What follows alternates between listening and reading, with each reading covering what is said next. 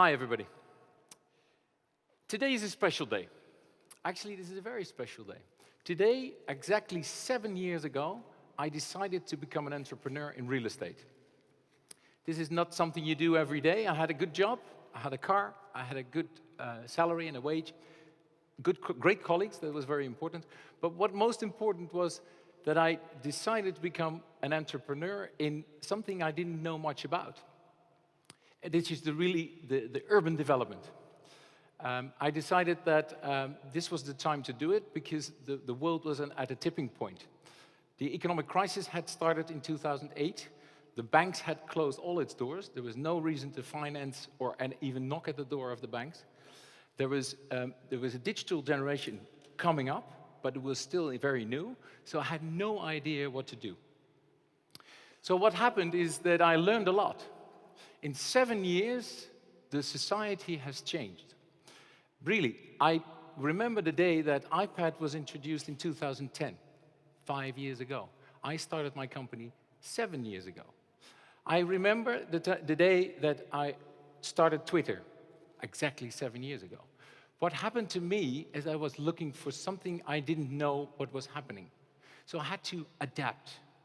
And I want to tell you the story of what I realized, that it's all about people. I saw buildings being erected around me. I saw parking garages being erected around me, but I hardly saw spaces for people. One thing I know, in 7 years, something has really changed. It is more about software than it is about hardware. And what involves software is people and the behavior of people. That becomes more and more important as we digitalize every day, as we share knowledge, share information, and share our experiences, which is the great thing and the best thing in life we want to do. There's another thing I learned in 7 years in real estate. The thing I learned about real estate is that it's very, very, very slow. Real estate and urban planning is basically the slowest discipline you can actually have in the world. This church was built maybe in 15 years. When they started building a church, they had the plan, and after they finished it, there still was a need for the church. Now we're 100 years further, and what I noticed is that our society is changing so rapidly, and the discipline of urban planning and real estate is so slow, that once we start the initiative 7 years later, because an average urban planning, I calculated this with several companies in the world, it takes 7 years from initiative to actually realizing a building.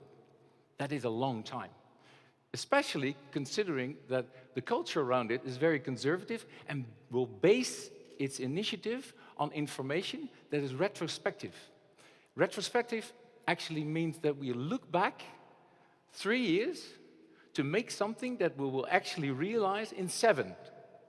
Well, this means that if we have an initiative now, only 10 years from now, we will realize it.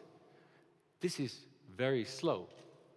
Why? Because the world is changing exponentially, but we're planning linear. So what to do? For instance, cars. Have you heard of self-driving cars? This is quite new, actually, but it's changing so rapidly because all the big companies, car developing companies, it's a car developing company, not manufacturing anymore. They do manufacture, but they're developing new mobility. All the car companies in the world are actually working on self-driving cars. All the big tech companies are working on self-driving cars.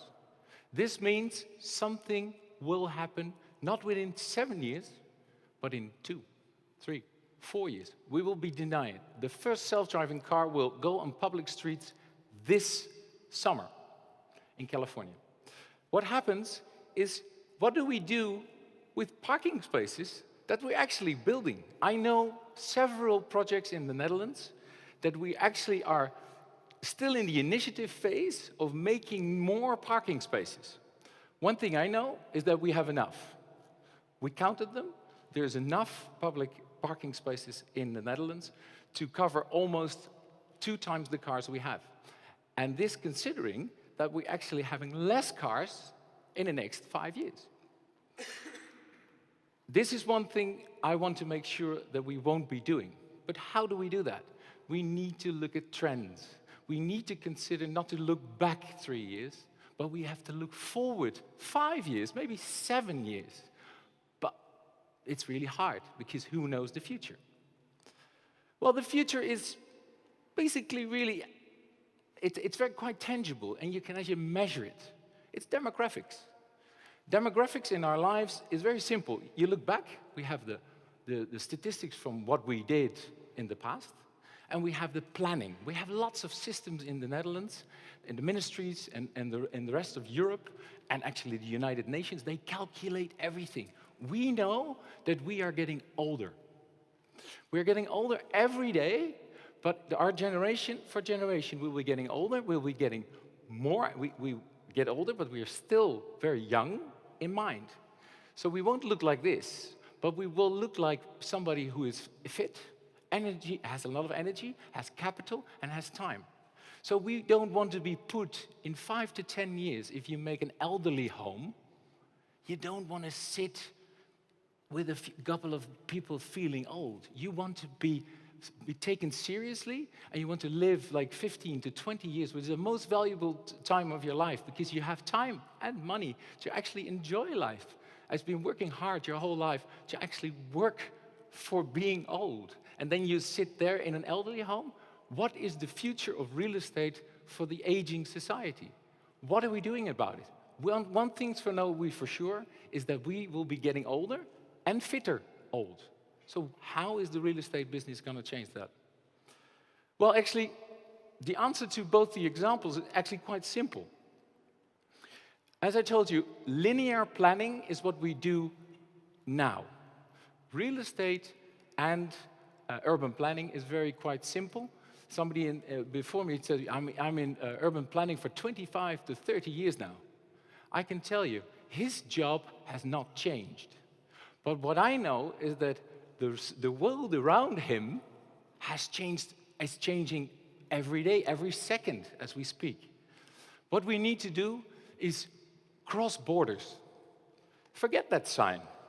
Forget that sign, no pasar. Don't listen to people that say in universities or in urban planning statistics saying, no, but we do this, we keep doing this every time. So the method you need to find is not there. It's not a truth. You need to find new solutions, but not by planning, because then you're too late, because the world around you has changed already. You need to be experimenting. And experimenting means risk. And what companies nowadays, especially after the economic crisis or reset, because we're back at where we started, we need to take more risks, but we're risk averse. Every time you hear the news, you hear about the European Bank having restricted other banks. You hear governments taking restrictions, which means we're not experimenting anymore. And when we're not experimenting, we set back to the linear planning. But the world around us is still exponentially changing. So what will happen if we don't change and we don't cross that border to experimenting and taking more risk and crossing borders? We will end up making a new church, but then within 7 years. This is my story.